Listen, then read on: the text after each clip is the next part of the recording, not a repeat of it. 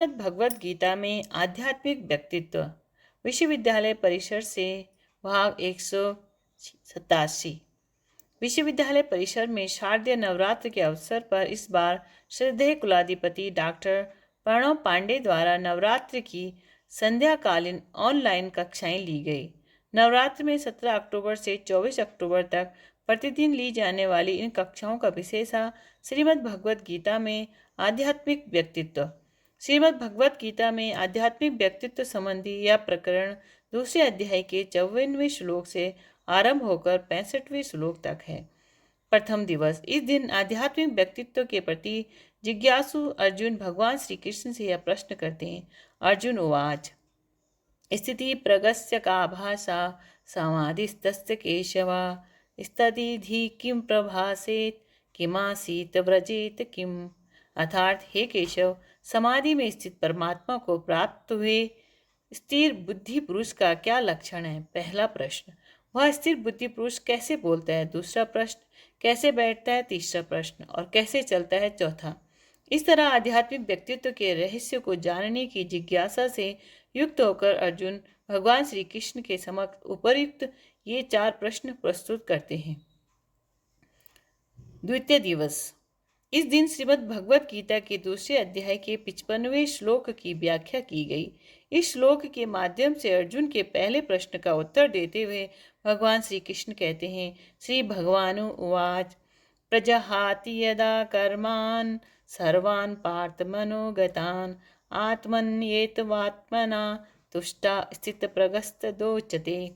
अर्थात स्थिति प्रज्ञ पुरुष का यही लक्षण है कि वह अपने मन की समस्त कामनाओं को भली भांति त्याग देता है और अपनी आत्मा से आत्मा में ही संतुष्ट रहता है। क्योंकि संपूर्ण कामनाएं मन में ही उत्पन्न हुआ करती है और मन में स्थिर कामनाओं का कोई अंत नहीं है। वो तो सागर में निरंतर उठने वाली लहरों के समान है। इसीलिए भगवान श्री कृष्ण किसी विशेष कामना के त्याग की बात नहीं करते, बल्कि समस्त कामनाओं का भली प्रकार त्याग करने की बात कहते हैं। इस श्लोक में प्रजहाति यानी भली भांति त्यागना एक ऐसा शब्द है जिसके क्रियान्वित होने पर मन की समस्त कामनाएं उसमें आकर समा जाती है और उसमें विसर्जित हो जाती है, विलीन हो जाती है। इस तरह भगवान श्री कृष्ण ने स्थित प्रज्ञ व्यक्ति पुरुष के केवल 2 ही लक्षण या गुण बताए हैं। पहला, मन में स्थित समस्त कामनाओं को भली भांति त्याग। दूसरा, अपनी आत्मा से आत्मा में संतुष्टि। स्थित प्रज्ञ व्यक्ति के मन में कामनाएं जन्म नहीं ले पाती, क्योंकि उसके मन से कामनाओं का संपूर्ण विसर्जन हो जाता है। उनका अंश मात्र भी शेष नहीं रहता।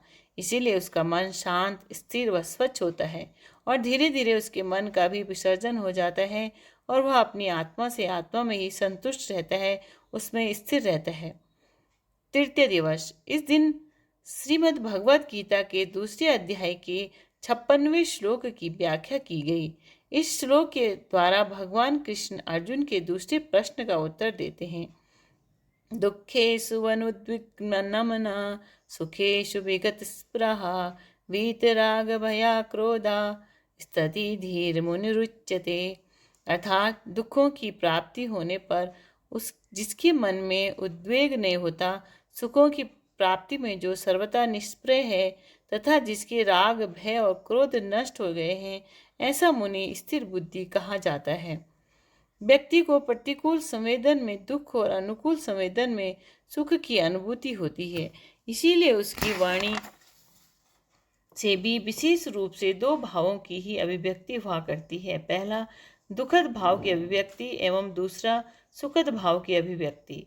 दुख की अवस्था में संताप युक्त होकर व्यथित हृदय से जब व्यक्ति अपने आंतरिक भावों को वाणी द्वारा अभिव्यक्त करता है, तब उसके बोलने में विषाद युक्त दुखद भावों को अभिव्यक्ति होती है। और सुख की अवस्था में आह्लाद युक्त होकर जब वह अपने आंतरिक भावों को वाणी द्वारा अभिव्यक्त करता है, उस समय प्रसाद युक्त सुखद भावों की अभिव्यक्ति होती है।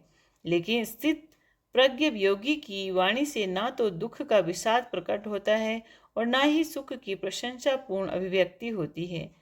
दोनों प्रकार के भाव व विकारों से रहित होकर स्थित प्रज्ञ पुरुष सदैव सर्वहितकारी सत्यनिष्ठ वाणी ही बोलता है। क्योंकि स्थित प्रज्ञ योगी सुख दुख की अवस्था में मन के विकारों से रहित होकर समभाव में स्थित रहता है।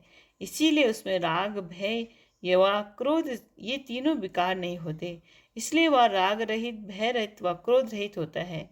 चतुर्थ दिवस, इस दिन श्रीमद् भगवत गीता की दूसरे अध्याय के 97वें श्लोक की व्याख्या प्रस्तुत की गई। या सर्वात्रानभिस्नेहस्तत् प्राप्य शुभम न विनंदती न द्वेष्टि तस्य प्रज्ञा प्रतिष्ठिता। अर्थात भगवान श्री कृष्ण यहाँ कह रहे हैं कि जो इस संसार में स्नेह भाव से रहित है तथा प्रारब्ध अनुसार शुभ अशुभ के प्राप्त होने पर भी न शुभ के प्रति वह अभिनंदन करता है और न अशुभ के प्रति द्वेष, उस योगी को प्रज्ञा प्रतिष्ठित है, वही उस योगी की प्रज्ञा प्रतिष्ठित है। महर्षि पतंजलि का एक सूत्र है, सुखानुशयी रागः दुखानुशयी द्वेषः। सुख से राग उत्पन्न होता है और दुख से द्वेष जन्म लेता है। लेकिन यदि व्यक्ति का विवेक वैराग्य साथ में है तो व्यक्ति सुख की कामना नहीं करता और दुखों से दुखी नहीं होता। शुभ का अभिनंदन और अशुभ की निंदा ये दोनों ही वाणी के विकार है। जो शुभ के प्रति राग व स्नेह से जुड़ा हुआ है वह अशुभ से द्वेष भाव से संबंधित है। जिसकी वाणी शुभ का अभिनंदन करती है और अशुभ की निंदा करती है, ऐसी वाणी प्रज्ञा में प्रतिष्ठित नहीं होती, क्योंकि प्रज्ञावान कभी भी किसी से भी आसक्त नहीं होते।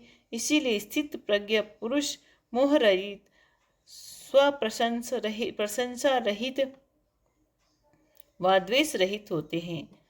पंचम दिवस, इस दिन श्री भगवत गीता के दूसरे अध्याय के 98वें व 59वें श्लोक की व्याख्या की गई।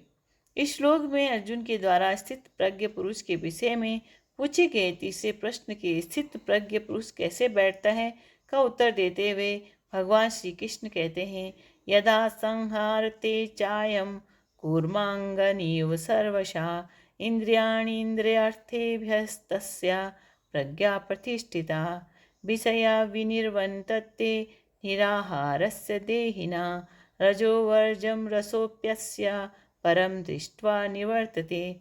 अर्थात जैसे कछुआ सब ओर से अपने अंगों को समेट लेता है, वैसे ही जब यह पुरुष इंद्रियों के विषयों से इंद्रियों को सब प्रकार से हटा देता है तथा तब उसकी बुद्धि स्थिर है, ऐसा समझना चाहिए। इंद्रियों के द्वारा विषयों को ग्रहण न करने वाले पुरुष के भी केवल विषय तो निवृत्त हो जाते हैं, परंतु उनमें रहने वाली आसक्ति निवृत्त नहीं होती। इस स्थित प्रज्ञ पुरुष की तो आसक्ति भी परमात्मा का साक्षात्कार करके निवृत्त हो जाती है।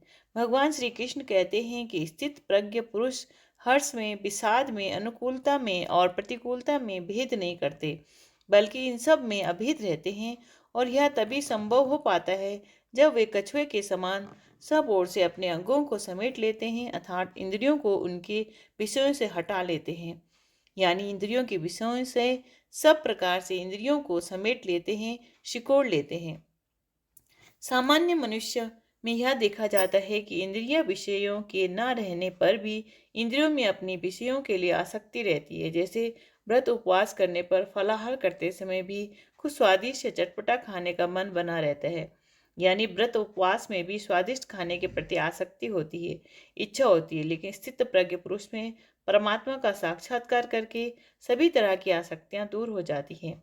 यानी स्थित प्रज्ञ पुरुष की इंद्रियों में अपने इंद्रिय विषयों के प्रति आसक्ति नहीं होती। षष्ठ दिवस, इस दिन श्रीमद् भगवत गीता के दूसरे अध्याय के 60वें व 61वें श्लोक की व्याख्या की गई। यततो हयापि कौन्ते पुरुषाय विपश्यचिता इंद्रियाणि प्रमाथीनि हरन्ति प्रसभं मनः तानि सर्वाणि संयम्य युक्त आसीत मत्परः वसे ही यस इंद्रियाणि तस्य प्रज्ञा प्रतिष्ठिता। अर्थात हे अर्जुन, आसक्ति का नाश होने के कारण ये प्रमथन स्वभाव वाली इंद्रियां यत्न करते हुए बुद्धिमान पुरुष के मन को भी बलात्कार लेती हैं। इसीलिए साधक को चाहिए कि वह उन संपूर्ण इंद्रियों को वश में करके समाहित चित्त हुआ मेरे परायण होकर ध्यान में बैठे, क्योंकि जिस पुरुष की इंद्रियां वश में होती हैं उसी की बुद्धि स्थिर हो पाती है। भगवान श्री कृष्ण अर्जुन को इंद्रियों का स्वभाव बताते हुए यह कहते हैं कि अज्ञानी, अहंकारी और मूढ़ व्यक्तियों के मन को ये इंद्रियां तो बड़ी सरलता से अपने वश में कर लेती है, लेकिन विवेकशील पुरुषों के मन को भी ये प्रमथन स्वभाव वाली इंद्रियां बलपूर्वक खींचकर अपने विषयों में लगा देती है।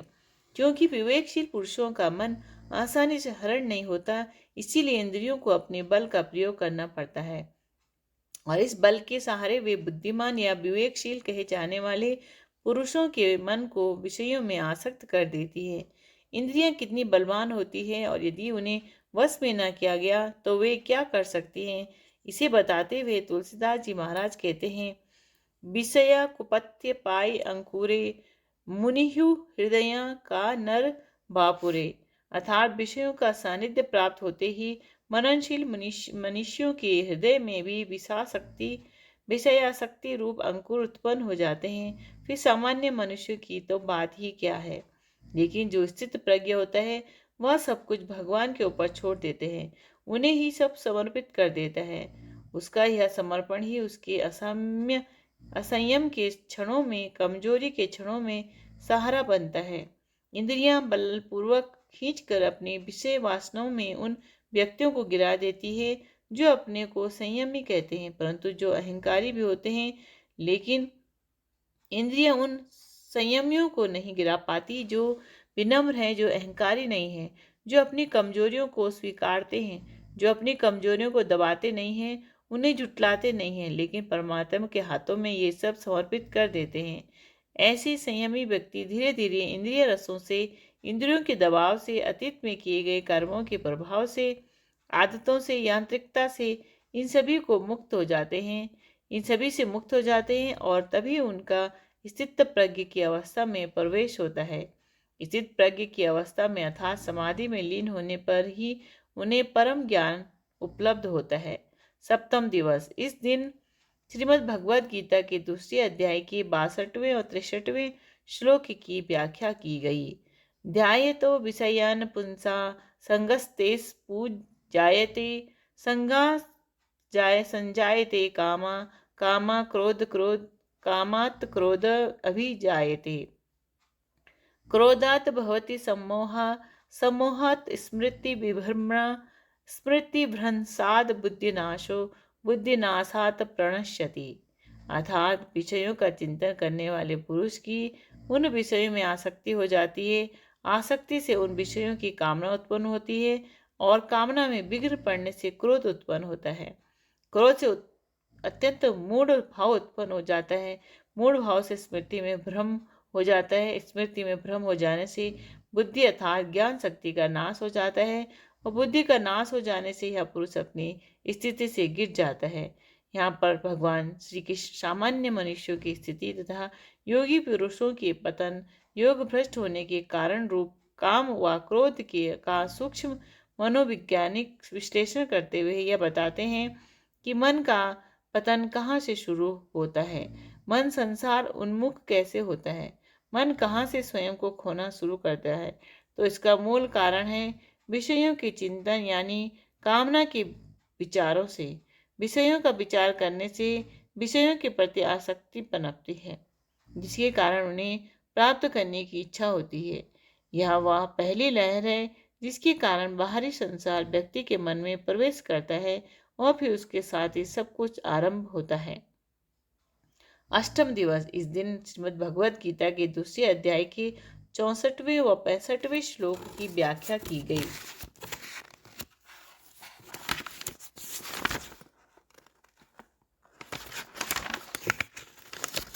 राग द्वेष वियुक्तैक्षु विषयानिन्द्रियाश्चरन् आत्मवश्यर विधेयात्मा प्रसादम अधिगच्छति। प्रसादे सर्वदुःखानां हानिरस्योपाजायते प्रसन्नचेतसो हयाशु बुद्धिः पर्यवतिष्ठते। अर्थात अपने अधीन किए हुए अंतःकरण वाला साधक राग द्वेष से रहित हो अपने वश में की हुई इंद्रियों द्वारा विषयों में विचरण करता हुआ अंतःकरण की प्रसन्नता को प्राप्त होता है। अंतःकरण की प्रसन्नता प्राप्त होने पर उसके संपूर्ण दुखों का अभाव हो जाता है, और उस प्रसन्नचित्त वाले कर्मयोगी की बुद्धि शीघ्र ही सब ओर से हटकर एक परमात्मा में ही भली भांति स्थिर हो जाती है। इन श्लोकों के माध्यम से भगवान श्री कृष्ण अर्जुन द्वारा पूछे गए चौथे व अंतिम प्रश्न, स्थित प्रज्ञ व्रजेत किम, स्थित प्रज्ञ पुरुष चलता कैसे है अर्थात व्यवहार कैसे करता है, का उत्तर है। उसका उत्तर देते हुए श्री भगवान कहते हैं कि स्थित प्रज्ञ योगी का अंतःकरण उसके अधीन है, उसकी बुद्धि परमात्मा तत्व से संयुक्त है, उसका अहम गल गया है, वह अहंकार रहित हो गया है, उसका मन संयमित है और इंद्रियां उसके नियंत्रण में है। वह पूर्णतः सुस्थिर शांत अविचलित अविचलित अतः वह राग द्वेष से रहित हो, आवश्यकता अनुसार लोकोपयोगी कार्य हेतु शरीर धारण करने के लिए जो भी आवश्यक है उन पदार्थों का प्रयोग करते हुए संसार में विचरण करता है।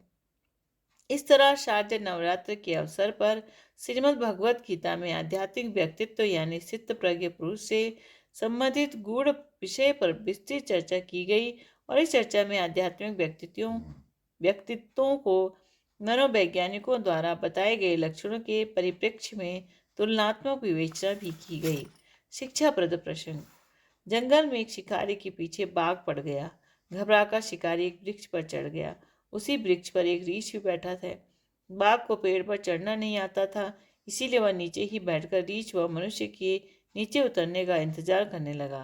काफी समय बीत जाने पर जब दोनों में से कोई भी नीचे नहीं उतरा तो बाघ ने रीछ से कहा, यह मनुष्य हम दोनों का शत्रु है, तो इसे धक्का मार, मैं इसे खाकर चला जाऊंगा और तेरा जीवन बच जाएगा। रीछ ने कहा, नहीं, यह मेरा धर्म नहीं। मध्य रात्रि में रीछ की आंख लग गई। अब बाघ ने शिकारी से कहा, वह रीछ को धक्का मार दे तो उसकी जान बच जाएगी। शिकारी ने रीछ को धक्का मार दिया, किंतु संयोग से गिरते गिरते वृक्ष की एक डाल रीछ की पकड़ में आ गई। अब बाघ ने रीछ से कहा, देखा, जिस मनुष्य की तूने रक्षा की वही तुझे मारने को तैयार हो गया, अब तू इसे धक्का मार। रीछ ने उत्तर दिया, वह भले ही अपने धर्म से विमुख हो गया हो, परंतु मैं ऐसा नहीं करूंगा। परोपकारी व भावनाशील दूसरे के अपकार के बदले भी अपकार नहीं उपकार ही करते हैं। राधे कृष्ण।